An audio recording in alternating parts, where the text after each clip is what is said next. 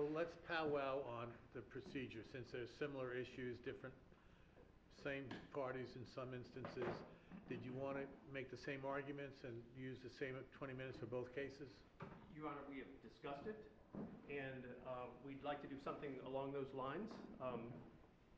One argument instead of two separate arguments, because that would have been repetition. If the court is amenable to this, it might be slightly longer than a typical one argument. 25 minutes? I think that's probably fine. So that ends up being... What do you want for rebuttal? You want 7 minutes? Oh, yeah, I was going to say 6, but 6 or 7 for rebuttal, and yeah. Well, I don't want to that's cut fine. you off. Okay, That's fine. so But yes, that structure is what we had in mind, so it's not two separate 40-minute both sides arguments. get 25 minutes, you get 7 for rebuttal on both cases. Perfect. Fair enough? Okay, let's do it.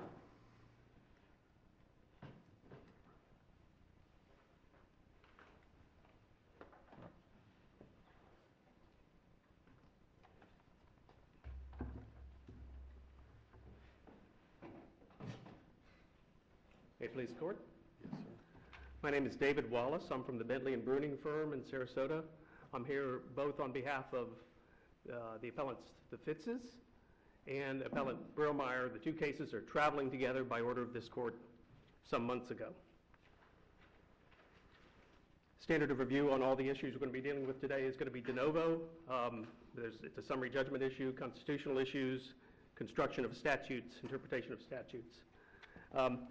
The overriding issue here today is under the Florida statutes, can a permanent resident of the state of Florida, that everyone agrees is a permanent resident of the state of Florida, lose his or her homestead exemption, and with that, the Save Our Homes cap rights all granted under the Florida Constitution, and be subject to substantial civil penalties under another Florida statute, all because of a mistake by a third party.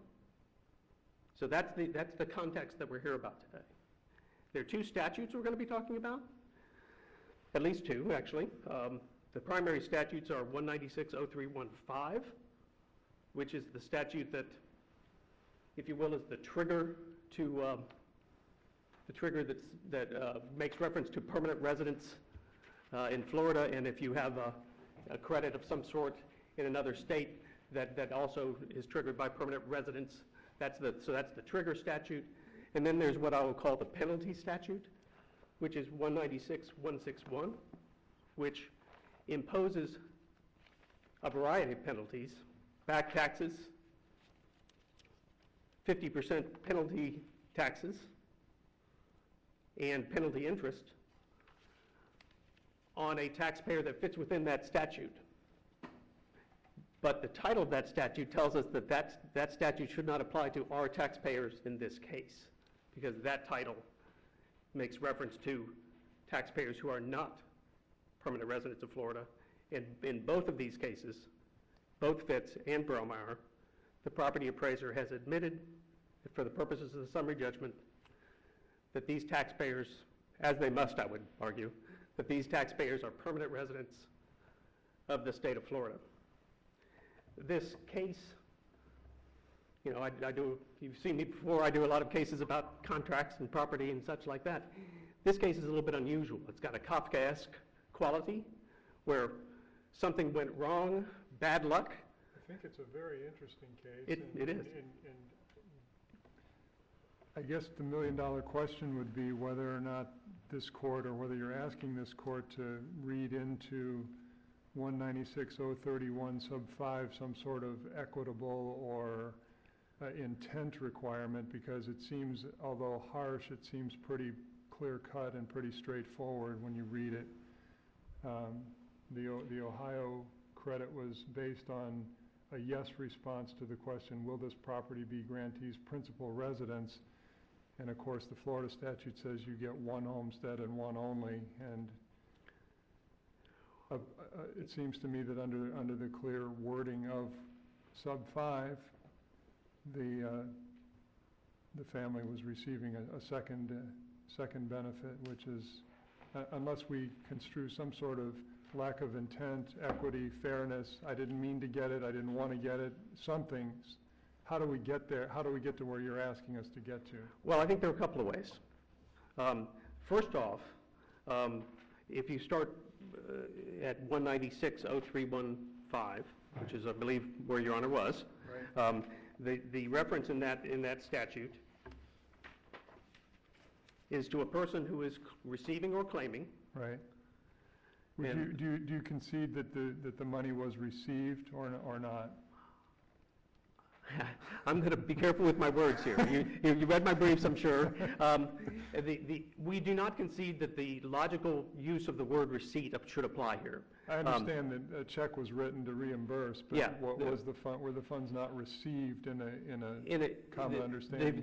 There was a credit that was applied on their tax bills for those years. Yes, Okay, Your Honor. all right. Yes, Your Honor. We don't deny that happened. As the court in Breilmeyer said, it was so de minimis that he did not know about it, Right, but it did land in his account. right. It landed in his account in the sense that it was a credit against other dollars on his tax bill. Right, So yes, we do concede that. okay.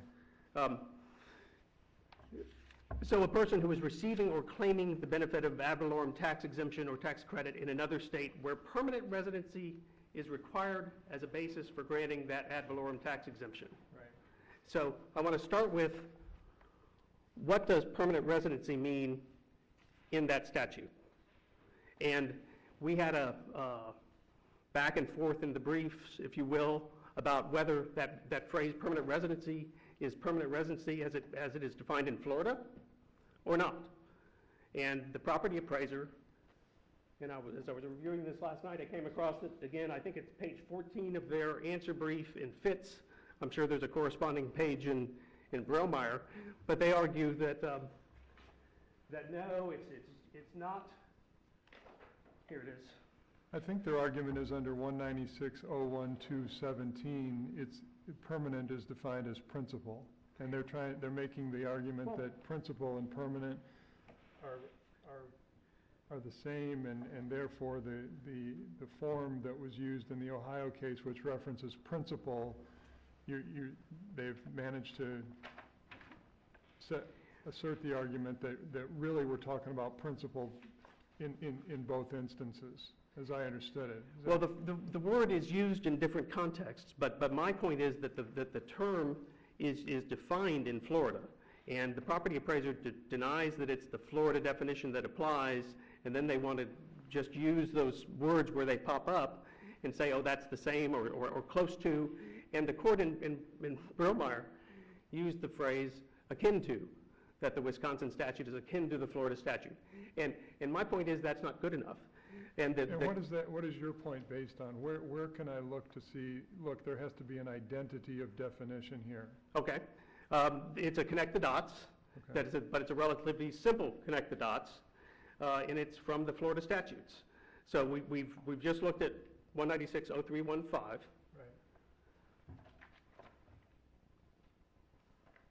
The definitional statute in that chapter is 196.012. Paragraph 17. Right. I was going to refer the court first to the preamble. Okay. The preamble is, for the purpose of this chapter, the following terms are defined as follows. And then it goes on to list all the definitions, including 17, permanent residence. And my point is that the legislature, when they used the term permanent residency in 196.0315 in the same chapter, was of necessity using the same definition as the legislature used in 196.01217.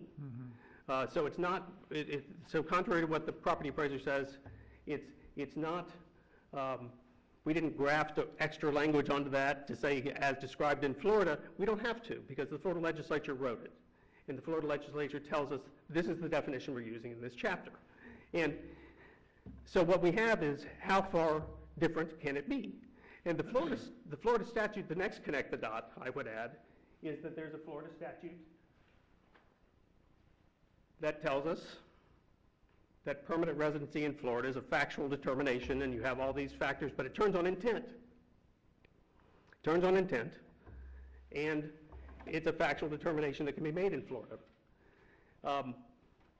So my point is that another state's statute needs to be, by the way, there are other state statutes that are very similar to Florida. It's not Wisconsin, it's not Ohio.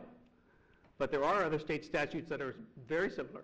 We've seen in the briefs that the words principal, primary, domicile are all used in a variety of states, in a variety of contexts. But my point is that the Florida legislature could have cast a wider net to catch more of that terminology. At the time this was added to the Florida statutes, there was a variety of statutes all over the country. We cited to a number of cases in our brief that the legislature is presumed to know what's out there when it writes its laws. And if it wanted to write a law that said, boy, we don't want somebody to sneak by us by getting a credit in a state where they use the word domicile or use the word primary instead of principal or permanent or whatever. So if they were going to... Wisconsin statute, it appears to be it's some sort of credit for lottery and gaming. It is. It's the title. Does everybody in Wisconsin get that? I don't know the answer to that. I did not see that in the records, Your Honor, but it is a deceptively, I don't mean that someone's trying to deceive anybody, but it's for this purpose, a deceptively titled credit. It's a lottery and gaming credit. So he gets a lottery and gaming credit for $95. It'd be hard to really, if you got that on your tax bill, it'd be hard for that to get your attention and somehow connect it to this issue. You would have to connect it to this issue, and you would have to perform the exercise that we're doing now that we're not in agreement on yet. It's a complex issue, and the property appraiser's simple answer to that is, you have the taxpayers charged with knowing all the tax laws and how they apply to them. But I don't think you can expect a Florida permanent resident to see a lottery and gaming credit show up on their tax bill where they have a second home, and then make the leap that credit puts at risk their homestead in Florida. And by the way, one of the aspects of this that's particularly draconian is that the first moment that it happened, it was too late. It was too late the first time they, these were so small and confusingly named that they didn't, in Brillmeyer notice, the court agreed with that. But the first year it happened, it was too late. They'd already lost their homestead and they couldn't fix it. Does that go into your excessive fine argument? It relates to that. It relates to that. I mean, there's a case you filed from Ruth Bader I did. Ginsburg, February 22nd. It was a criminal case dealing with forfeiture. Right, and I wanted to I thought the context of that was, I don't intend to make a new, didn't brief it. It's an unusual punishment type of Sure. argument, right? What we have here, and Brillmeyer is the one, and every case is going to be different because it depends on the value of your Florida home, right? But in Brillmeyer, the way we calculated it, the penalty is 100 times. And actually it's more, I'll tell you why in a minute, but it's 100 times what they received, if they received it, in Wisconsin. And by the way, they returned it, so so there's nothing to multiply anymore. But it's 100 times. And the reason it's more is that the Save Our Homes penalty goes on forever. That goes on forever. They lost their Save Our Homes cap, so you reset that. So every year going forward, you started a higher number. And in terms of the penalty relates to a lot of things. The word fundamental in that case relates to our constitutional argument, as I'll get to in a minute. But the penalty ultimately might be measured in something much more personal and tangible, in that what we're looking at is this is the kind of thing that causes people to lose their homes. This is the kind of thing that when you get a notice of tax lien on, say, the 1st of May, and then the tax lien says, pay us $80,000 by May 31st. So unless you have $80,000 sitting around, you either sell your home or you lose your home to foreclosure. So this is a very, very personal, tangible issue for these folks. And in these cases, we had human error that apparently was human error by real people doing, one is checking the wrong box. We don't know exactly what happened at Brillmeyer, except that it was admitted to be a mistake. What if there was a computer error? To Judge Morris's point, what if there was a computer error in Wisconsin and everybody, I don't know whether everybody gets the lottery and gaming, but what if everybody got a $1 lottery and gaming credit one year? Every Florida permanent resident who has a second home in Wisconsin would be swept up in this net. And back to Judge Black's original point, that is not the intent of this statute.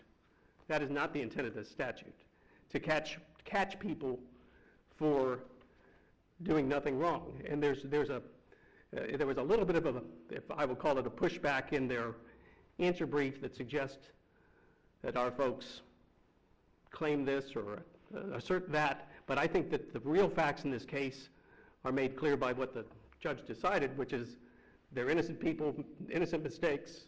In one case, that fits. And then in Brillmeyer, make absolutely clear that it was a mistake and that they're otherwise entitled to their homestead.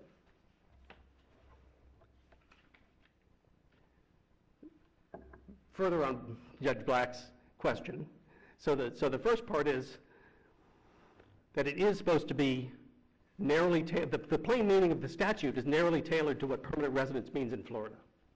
That's the plain meaning of the statute. And it doesn't take any kind of construction to get there. It's just to connect the dots between the definitions. That's the plain meaning of the statute.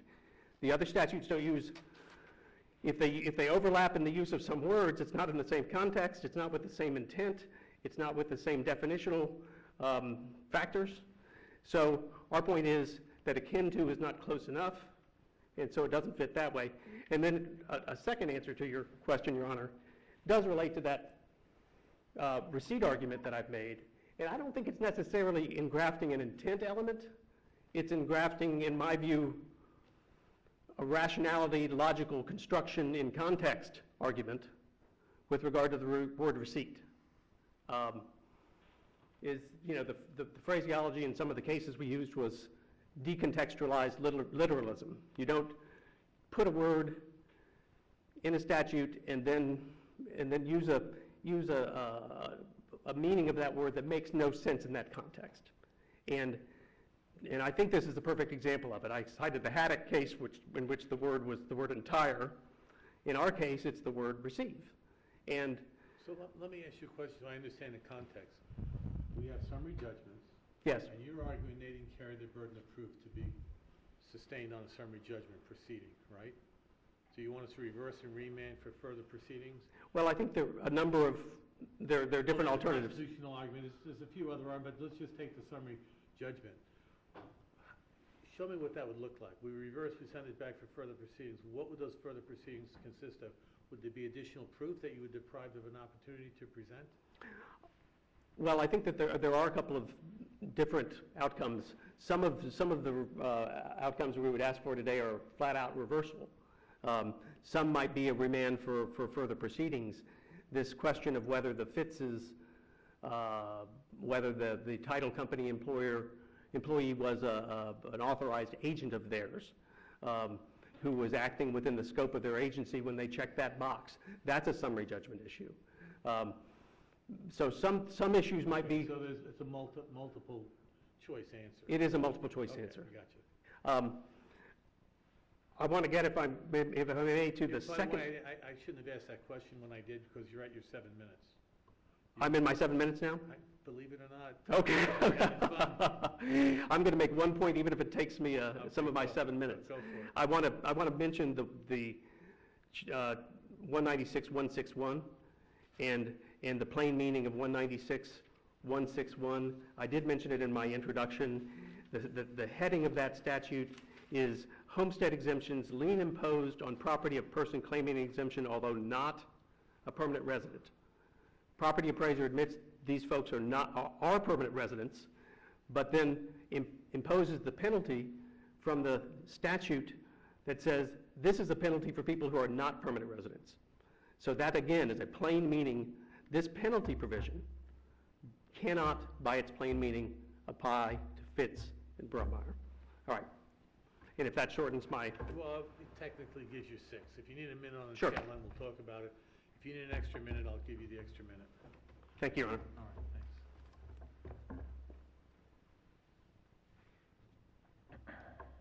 thanks. May it please the court, Jason Lessinger on behalf of the Sarasota County Property Appraiser. Mr. Manganello and I will be dividing our time, so I will take 12 and a half minutes, he'll take 12 and a half minutes. Mr. Manganello will be addressing the constitutional issues. I will be addressing the Florida homestead exemption, Florida statutes, and the out-of-state statutes. Are you the right person to ask the question that he ended his argument on about the title of 196-161? I am. Because these people were a permanent resident.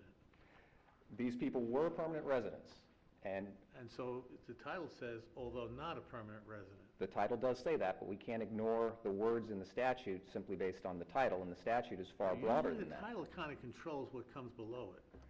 Well, and maybe the legislature wasn't as artful as they could have been, Well, but the wouldn't that go title, as well, that's a good point, but wouldn't that go to the constitutional argument that they're not really on notice and this doesn't accomplish what the title intended?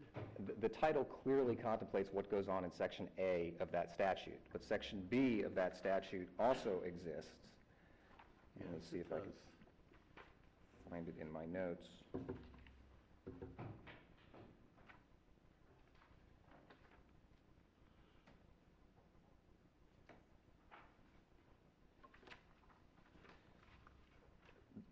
The statute goes on to state, in addition, upon determination by the property appraiser, that any person who was not entitled to a homestead exemption, does not talk about permanent residence, it says if you were not entitled to a homestead exemption and you were granted a homestead exemption, it shall be the duty of the property appraiser. There's no discretion in that statute.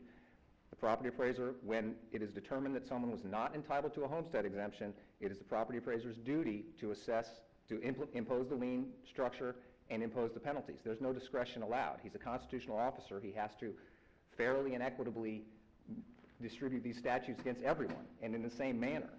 This is not a new application. This has been happening for however many years this statute's been in effect by property appraisers everywhere. Application was a poor choice of words. I misspoke. But really you need to get to what the original purpose of the homestead exemption was when it was enacted and through an amendment to the Constitution. It was originally intended to protect the elderly and the working poor from increased taxes due to real estate development and increasing property values as there was an influx of population into this state. It was never intended to address a Florida permanent resident who was lucky enough or fortunate enough to have succeeded to an extent where they get to own multiple homes. The Florida Constitution authorizes the legislature to implement that homestead exemption in the words that are in the Constitution upon establishment of the right thereto in the manner prescribed by law. Chapter 196 implements that exemption. And the legislature knew exactly what they were doing when they passed 0315 after this court's decision in Wells v. Valier. And in Wells v. Valier, it was a $100 out-of-state credit. It was a minuscule amount. The legislature looked at that, saw that, and said, we are going to close this loophole. And so they did. And that statute is also plain on its face. If you are claiming or receiving the benefit of an exemption or credit based on permanent residency, you don't get the one that is available to you in Florida. And the legislature obviously cannot control what goes on in Wisconsin and Ohio. It can only control what goes on in the state of Florida. And they've spoken on the subject and said, if you get one out of state, you don't get one here. That's all we can control. Regardless of who filed for the credit? Excuse me? Is that irregardless of who filed for the credit, whether it was the Florida resident or someone acting on his or her behalf? The statute doesn't provide any knowledge or intent, and the opposing counsel suggests that the intent of the statute is to catch tax cheats and tax frauds, and that may be one purpose of the statute. Yeah, it looks like a double dipping scenario. I'm not sure I understand. A double dipping. You can't get two homesteads is what they're trying to prevent. Right, and it's not necessarily tax cheats or tax frauds because the legislature knows how to draft a statute based on fraud by trick or artifice or intentionally misrepresenting. There's none of those words in the statute. It plainly says, If you receive it, if you get you're it, charged with it. you don't get this one here. So really, and keep in mind, that statute, 196, is the grant of the homestead exemption under the statutes, and that statute is strictly construed against the taxpayer, and that gives Mr. Wallace a very difficult hurdle to clear, because these words that he wants to convince you shouldn't mean what they mean are construed against his client. Receive means received and receipt. They got it in this case. They got the benefit in each year. Permanent residency is also construed against the taxpayer. And when we get to the specifics of the states, and Ohio is a little bit clearer than Wisconsin is. They use the word domicile. Domicile is defined under Ohio law, and it's very similar to the Florida statutory definition of permanent residence. And there's a quote in the briefs: "The domicile of a person is the place where he has his true, fixed, permanent home and principal establishment. It is the place where he intends to return whenever he is absent and from which he has no present intent to move." That's pretty close to the words used in the Florida statute definition of permanent residency. And this applies to Wisconsin as well. They use principal dwelling, but the concept is always the same. It's a domicile, it's a permanent residence, it's a primary residence, it's a principal residence. You can only have one at a time. And for those reasons, the statute kicks in. As far as the factual issues, in the one instance in Fitz, the title agent checked the box. Now, there was no challenge below as to the authority of the agent. It was their agent. There was no challenge as to whether or not the agent was authorized to submit the form. The fact that the agent may have submitted the form incorrectly or negligently does not mean that the act was unauthorized. It means that the agent did it wrong, and there may very well be liability for that mistake. And that may be where the Fitz's remedy lies. Now, Mr. Brielmeyer's a little bit of a grayer area because it simply appeared on the tax bill, and at least the evidence currently before the court is it appeared on the tax bill, and nobody really knows how it got there. It also appears in a way that wouldn't cause an ordinary person, I got to tell you, I would have been fooled by it. If a lottery and gaming thing showed up on my tax bill, I'd be scratching my head. Maybe you would, and I don't say this in jest, but there's nothing more certain than death and taxes, and that is a very well-known saying, and the intent behind that saying is that the inevitability of death is the equivalent of the inevitability of taxes, and Mr. Wallace touched on it. Taxpayers are charged with knowledge and operation of the tax laws. That's the way it has to be because taxes are assessed uniformly against everyone. And while it may be a harsh result in this case, the fact of the matter is that Mr. Brielmeyer received tax bills for 9 years that had this credit on there.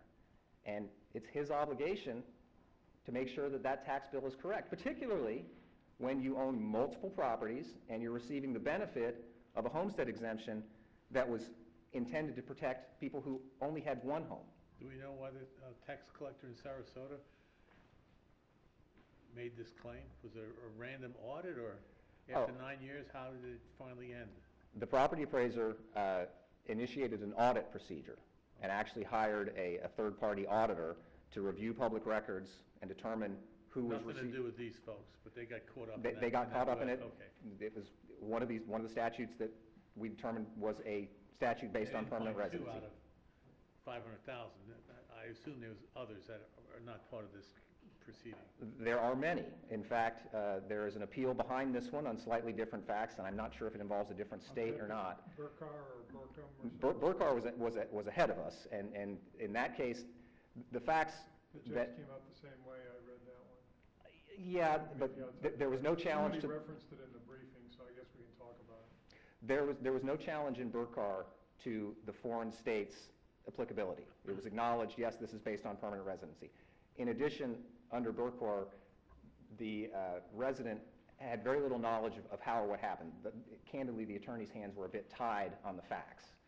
But the end result was that it was determined that when you received it and the money was given back, Doesn't mean that you undo the word receive. That was essentially the ruling, and this court, of course, per curiam affirmed it. But there's This is better addressed to Mr. Wallace, but not that I'm inclined or we're inclined, we don't know what we're going to do yet, but I'm concerned that to start looking at equities behind this, or who knew what, or did they really want this credit? I mean, they received the credit for 9 years in one instance, 6 years in the other. How do I know they didn't want the credit? Maybe they wanted the credit. Where does that end?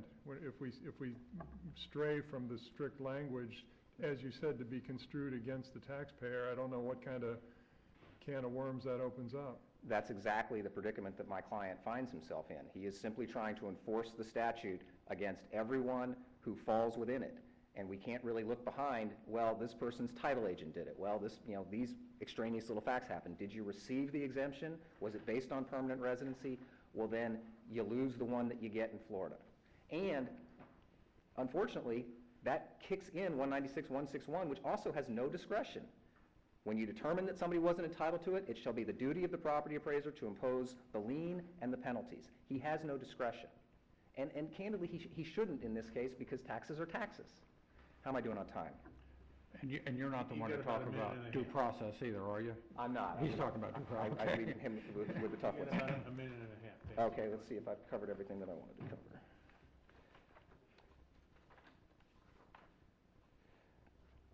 Under Brielmeyer, again, the statutes aren't quite as clear, but the concept is still the same. It's a principal dwelling, and you can only have one. And I believe, which one's the lottery and gaming? The lottery and gaming credit does not get granted to everyone. It's granted to someone who is using the home as their primary residence, principal dwelling. So in order to get the lottery and gaming credit, I'm not sure why they named it that, but in order to get it, it does have to be your principal or primary residence. With that, I will defer to Mr. Manganello, unless you have any other questions. Very good, thank you. So you're going to get 12 and a half too, right? Hopefully. You'll get it. I'm Thank you keeping very the much.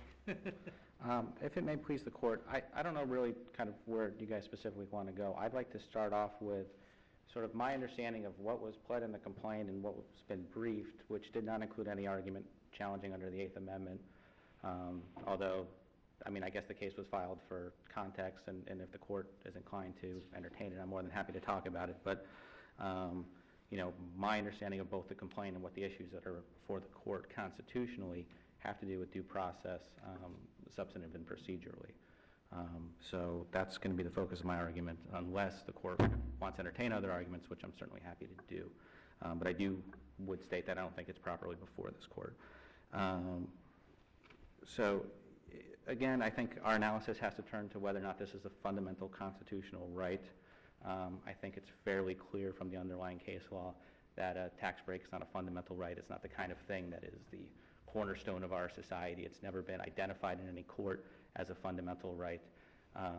So therefore, under the due process, obviously we're just dealing with a rational basis test, and then we can turn to procedural due process issues. But, you know, I think the argument that this is, again, just for tax cheats and then there's no rational basis connected to it is a bit of a straw man argument. You know, the statute does not purport to be just to catch tax cheats. Again, there's a constitutional requirement. Everybody gets one homestead. And this statute simply is implementing that constitutional requirement, this statute being 196-031. Turning to 196-161, it's simply the mechanism for recovering the improper tax savings realized by someone who is getting to, which is not authorized by the Constitution. There is penalties and interest.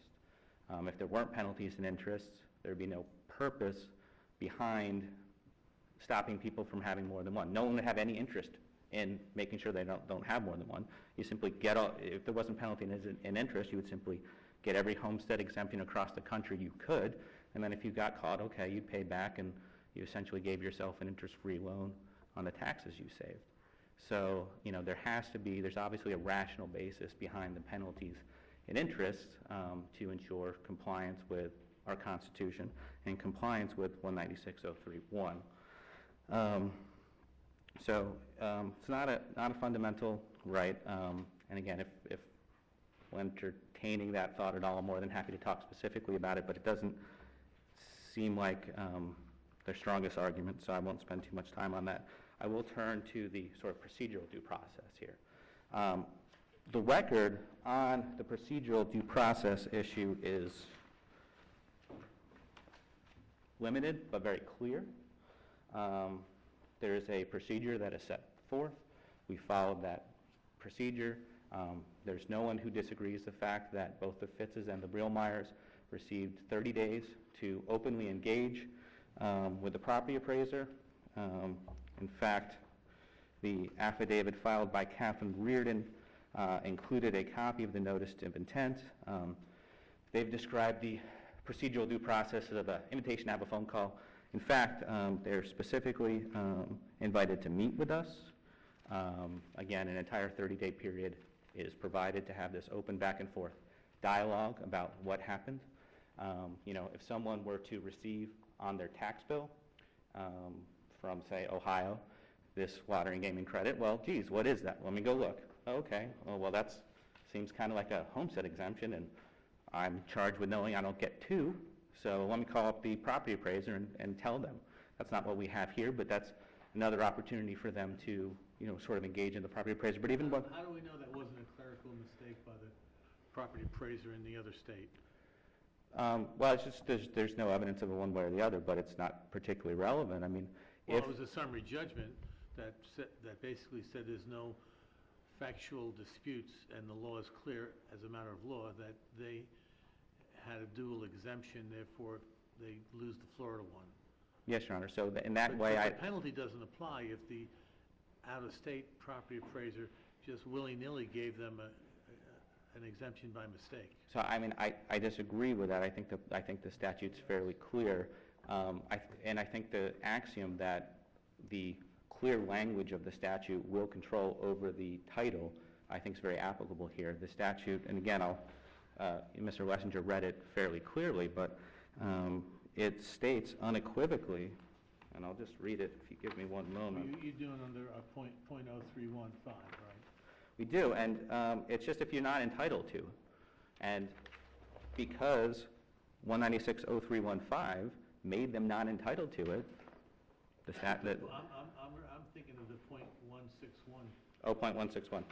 B, if a homestead exemption is improperly granted as a result of clerical mistake, it seems to allow some sort of an equitable relief. Well, that's only if the property appraiser, and obviously we interpret that as us, the property appraiser, the Florida property appraiser makes a mistake. And there's no allegation on the record that us, the property appraiser, made any mistake. I don't know who made or what, I don't know for sure if a mistake was made. There wasn't a So disputed... there's no construction that would apply to the property appraiser in the other state? Correct, and we don't know, again, this mistake, there wasn't a disputed fact. We said that mistake was irrelevant. We don't know if the property appraiser made the mistake. They didn't know how it happened. They just got this Sure. lottery and gaming exemption, which could be random. Maybe they won the lottery. Well, That's how you get the exemption. You have to have your name called. I don't know. So before that issue can even be before the court, they would have had established at summary judgment that the mistake was made by a property appraiser. That wasn't established. What's established is no one knows who made the mistake. Even if the out-of-state property appraiser made that mistake, it's going to be my position that that's irrelevant as long as we didn't make the mistake, because I think the plain meaning of this is talking about us. Well, it doesn't make a big difference. Coming out of their pocketbook, that's a big chunk of change. And I'm not saying it doesn't make a big difference. I'm just trying to say that, again, I think the plain reading of this only, obviously refers to the Florida property appraiser. There's never been an allegation we made a mistake. And then for us to even consider whether or not the out-of-state property appraiser made a mistake, there would have had to have been some evidence that it was, in fact, the property appraiser out-of-state who made that mistake. There's no evidence of that. There's only, we don't know how it happened. So I don't think that comes into play at all. So... There was no argument, in other words, about whether this however clause applies somewhere other than Florida. That wasn't part of this. I can't, it wasn't briefed. And it wasn't part of this because nobody's claiming that the property appraiser made a mistake. Correct. And again, it's our reading that it would have to be us, the property appraiser, but again, there's no record evidence that it was the other property appraiser. So, but procedurally, there's this whole 30-day process. And the only record evidence, again, about that 30-day process is the affidavit of Catherine Reardon, who said that they didn't meaningfully respond to the notice of intent to file tax lien in both cases. If they elect to not pursue their full procedural due process remedies, they can't come here now and complain that they didn't have enough. I think that more than satisfies the procedural due process argument. There was some talk back and forth about the post-deprivation due process. And again, post-deprivation procedural due process is this lawsuit as well. There was some cases cited by counsel that after a final determination, procedural due process won't save you. Well, again, nothing's final until this case is over. So if the case is over, then it's final. But if they were to prevail in the case, everything would be undone. So tons of procedural due process here. So I don't really see that as an issue either. All right. Okay, thank you. Mr. Wallace, you were down to 6, but you wanted 7. I'm going to give you the 7 because I can exercise my discretion. We'll see how that plays out. Thank you, Your Honor. Well, you're going to get 7. That's all you're getting. Let me start with one of the latter points, which is, in fact, the trial court did expressly find that it was, in Grellmeyer, that it was the mistake, I can't pronounce the name of the county, but the county auditor that caused the loss of the entitlement. So it was the trial court actually made the finding it was a mistake. So that it wasn't a disputed issue of fact, they made a finding.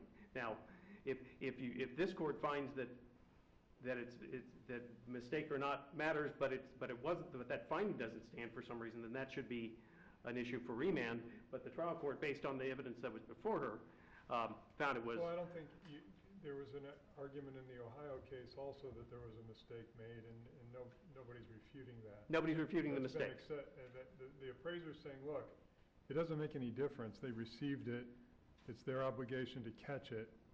However they get it is kind of beside the point. Yeah, and they do make that consistent argument that doesn't the mistake doesn't matter and none of that matters. I do want to go to Your Honor's question about the mistake provision in 161. Right.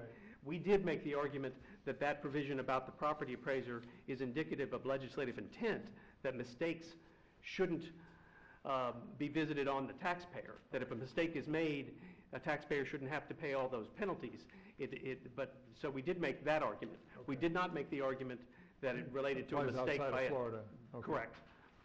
All right, so I want to go backwards now, if I may, back to 161 and the issue of what's in the title. I think I heard Mr. Lessinger say, when speaking of the two statutes, he said that the 196-0315 is perfectly clear and the legislature says what it says and meant what it meant and all that. But then as to 161, I think I heard him say, well, maybe they weren't really clear and maybe they didn't, maybe they should have been more clear. And I think that what the law is they said what they said and the title means something. In this court's case that we cited several, the Department of Revenue case, the heading is part of the law. That penalty provision was intended to apply to people who are not permanent residents of the state of Florida. And our clients... You have the opposite. We have the opposite. It's not a construction issue. You can't take this construe against the taxpayer and turn it inside out and upside down. It's backwards. So it's not a matter of construction. It's a matter of plain meaning. And the plain meaning favors that our clients are not bound by that penalty provision. And there's no cross-reference in 196-0315 to 196-161 that says, oh, and if you breach this one, go over there for the penalty. It doesn't say that. It doesn't say that. 161 is standalone. It's not cross-referenced to the other statute. It is to apply to non-permanent residents. And no amount of construction can change that. On the point of construing against the taxpayer generally, if they're looking for these penalties, you can't construe against someone against whom you're going to impose substantial penalties. The hotels case that we cited in our brief tells us that you construe in favor of someone against whom you're trying to construe penalties or impose penalties. But under 196-161, you have to be a permanent resident to be entitled to a Florida homestead, correct? So who would Well, there are people who... under your interpretation, who would be subparagraph B People be who steered toward? Who would that punish? It would punish... Yes, Your Honor, I think there is an answer, and I think it is people who were not permanent residents within the meaning of the Florida statutes defining permanent resident, but somehow got past that and got an exemption. So they pulled if you went back and did the factual determination, you would find that they didn't meet the requirements of being a permanent resident in Florida, and yet they were getting a homestead exemption. So And if a permanent resident, like we have in our case, gets a second exemption, what's the penalty? He loses his homestead. That's what That's it? That's it. That's what 196.0315 says. It's, and one of the responses to the argument, when we made that argument in our brief, one of the responses by the property appraiser is, oh, you've made it meaningless. No. 196.161 has meaning as related to people who are not permanent residents. And 196.0315, the penalty in that provision is you lose your homestead. It says it right in the statute. So, and it doesn't cross-reference. It doesn't say, and you get all these penalties. So they made an assumption that those penalties apply in each and every case, but the statute does not say it. It says the opposite.